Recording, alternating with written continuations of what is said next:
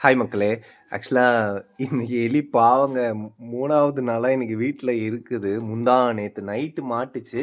சரி இன்னைக்கு காலையில ஆக்சுவலா நான் வந்து என்னோட தம்பிய பார்க்கறதுக்கு போறேன்னு சொல்லிட்டு சொல்லியிருந்தேன் இல்லைங்களா? என்னோட தம்பிய பார்க்கறதுக்கு போல. எனக்கு கொஞ்சம் டயர்டா இருக்கு அப்படின்றதுனால, சனிக்கிழமை போலாம் அப்படின்னு சொல்லிட்டு. ஆனா இந்த எலிய நாளைக்கு எப்படி இருந்தாலும் எடுத்துட்டு போய் விட்டாகணும். அப்படின்னா இன்னைக்கு சாயந்தரம் எடுத்துன்னு போய் எங்கனா பக்கத்துல விட்டுர்ணுங்க. ஏன்னா அது பாருங்க கோச்சின்னு இருக்குதுங்க பாவம். காலைலயும் கொஞ்சம் தக்காளி குடுத்தேன். சாப்பிட்டுச்சு. சாப்பிட்டுட்டு அப்படியே ஒரு மாரி கோச்சின்னு உட்காந்துக்கிற மாரி இருக்குது பார்த்தீங்களா? ஆக்சுவலா இந்த எலி வந்து ரொம்ப நல்ல எலி தாங்க. ஏன் நல்ல எலி, கெட்ட எலி சொல்றேன் அப்படின்னா, இந்த எலி வந்து வீட்ல எந்த பிரச்சனையுமே பண்ணவே பண்ணாது. அது பாட்டுன்னு வந்துரும், அது பாட்டுன்னு ஓடி போயிடும். அதாவது நம்ம இங்க பார்த்தீங்கன்னா உங்களுக்கு தெரியும். இந்த இடத்துல வந்து பார்த்தீங்கன்னா, நம்ம கோழிங்களுக்கு வந்து அரிசி மூட்டை வச்சிருக்கோம். அதுக்கப்புறம் இந்த இடத்துல வந்து பார்த்தீங்கன்னா, நெல்லெல்லாம் வச்சிருக்கோம் இல்லைங்களா? கோழிக்கு போடுறதுக்கு.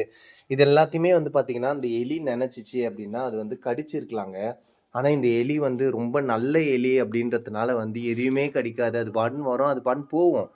நான் ஏன் வந்து இத புடிச்சிட்டேன் அப்படின்னா வந்து, ஒயர் எல்லாம் இருக்குது. உள்ள ஃப்ரிட்ஜ் இருக்குது. இந்த சைடு வந்து பார்த்தீங்கன்னா வந்து, டேப் ரெக்கார்டருக்கு போ வேண்டியது, சாமி பாட்டு போடுறது. அதுக்கப்புறம் வந்து ஜோஜோ டேங்க்கு, ஃபிஷ் டேங்க்கு அத ஏதாவது கடிச்சு கிடிச்சு வச்சிற போது அப்படின்றதுனால தாங்க.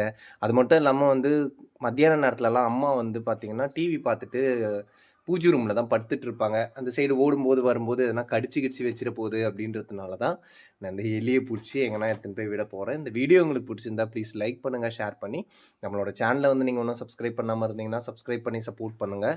அவ்வளவுதான்.